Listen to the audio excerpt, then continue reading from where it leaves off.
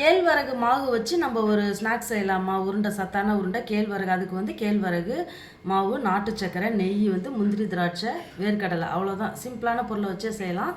நெய் ஊற்றி அந்த முந்திரியும் திராட்சையும் வறுத்து எடுத்து வச்சுக்கலாம்.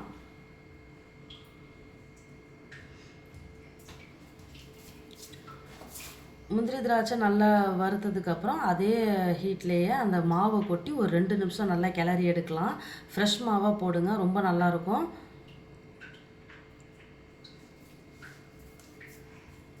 நல்லா ஒரு 2 நிமிஷம் நல்லா அது வறுத்து எடுத்து அந்த மாவை தனியாக கொட்டி வச்சுக்கலாம். இப்போ வந்து வேர்க்கடலையை வந்து வறுத்த வேர்க்கடலை தோல் நீக்கினது அதில் வந்து நம்ம பொடி பண்ணிக்கிட்டு அதில் முந்திரி திராட்சையும் போட்டு அதையும் பொடி பண்ணி வச்சுக்கலாம். வேர்க்கடலை முந்திரி திராட்சை பொடியை அந்த திருப்பி அந்த மாவில் அந்த அதுலேயே கூட நாட்டு சர்க்கரையும் போட்டு 1 கப்பு மாவுக்கு 1/2 கப்பு நாட்டு சர்க்கரை போட்டேன்.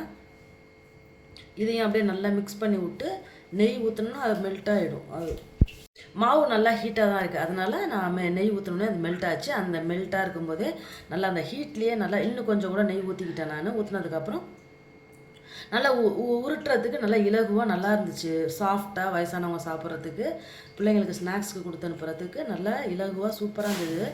கண்டிப்பாக உங்கள் பிள்ளைங்களுக்கு இது மாதிரி செஞ்சு கொடுங்க.